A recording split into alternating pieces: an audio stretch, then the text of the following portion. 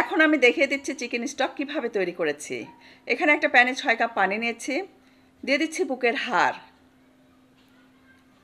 এই বুকের মাংসগুলো দিয়ে কিন্তু আমি চিলি চিকেন তৈরি করেছি। দিয়ে দিচ্ছি গোলমরিচের গুঁড়া, আদা কুচি আর লবণ। নেড়েচেড়ে মিশিয়ে নেব, ঢাকনা দিয়ে ঢেকে হাই ফ্লেমে জাল দিয়ে একটা বলক উঠিয়ে নেব। তারপর চুলার ফ্লেমটা 15 মিনিটের জন্য লো করে দিয়েছিলাম। দেখতেই পাচ্ছেন খুব সুন্দরভাবে কিন্তু স্টক তৈরি হয়ে গেছে। হাড়গুলো উঠিয়ে আমি ফেলে দেব।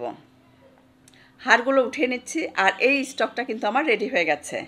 এখন আমি দেখিয়ে দিচ্ছি ফুলকপি আর ব্রোকলি কিভাবে ভাপিয়ে নিয়েছি। প্যানে পরিমাণ মতো পানি দিয়েছি, দিচ্ছি লবণ। এখন আমি টুকরো করে রাখা ফুলকপিগুলো দিয়ে দিলাম। নেড়েচেড়ে মিশিয়ে নেব, ঢাকনা দিয়ে ঢেকে হাই ফ্লেমে জাল দিব। জাস্ট টকবগে একটা বলক উঠে আসা মাত্রই কিন্তু চুলার ফ্লেমটা আমি বন্ধ করে দেব আর ফুলকপিগুলো উঠিয়ে নেব। দেখতেই পেলেন কত সহজেই কিন্তু এই ফুলকপিটা আমি ভাপিয়ে নিলাম।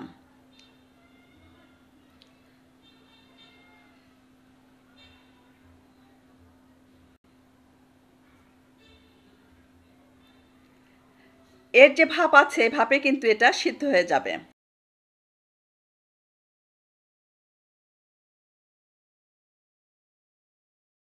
এখন আমি দেখিয়ে দিব ব্রোকলি কিভাবে ভাপিয়ে নিয়েছি। সে একই পানিতে কিন্তু টুকরো করে রাখা ব্রোকলি আমি দিয়ে দিলাম।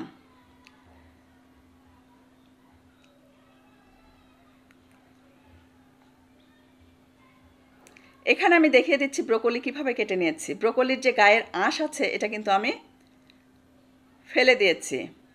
এতে করে ব্রোকলির ডাঁটাগুলো খেতে কিন্তু অসম্ভব টেস্টি হয়, খুব সফট হয় এবং খেতেও খুব ভালো লাগে।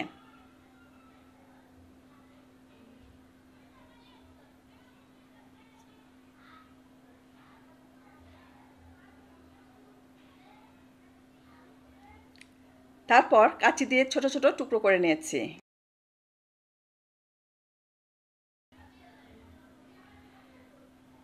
ঢাকনা দিয়ে ঢেকে হাই ফ্লেমে জাল দেব। যখন দেখবেন টকবগে ফুটে উঠেছে, সাথে সাথে চুলার ফ্লেমটা বন্ধ করে এগুলো একটা স্ট্রেনারে উঠিয়ে নিতে হবে।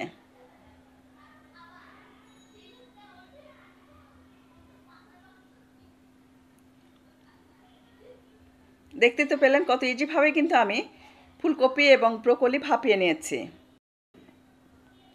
এছাড়াও এই রেসিপিতে আমি সবুজ ক্যাপসিকাম, লাল ক্যাপসিকাম এবং হলুদ ক্যাপসিকাম, গাজর এগুলো ব্যবহার করেছি। সমস্ত ভেজিটেবলগুলো আমি রেডি করে নিয়েই কিন্তু এই 4টা রেসিপি একসাথে প্রিপেয়ার করেছি। ভিডিওটি ভালো লাগলে অবশ্যই একটা লাইক দিবেন, শেয়ার করবেন ফ্যামিলি অ্যান্ড ফ্রেন্ডসের সাথে। সেই সাথে আমার ইউটিউব চ্যানেলটি সাবস্ক্রাইব করে সাথেই থাকবেন। ইনশাল্লাহ আগামীতে আবারও দেখা হবে নেক্সট কোনো এপিসোডে নতুন কোনো রেসিপি নিয়ে। সে পর্যন্ত সবাই ভালো থাকবেন, সুস্থ থাকবেন, আমাদের জন্য দোয়া করবেন। আল্লাহ হাফেজ।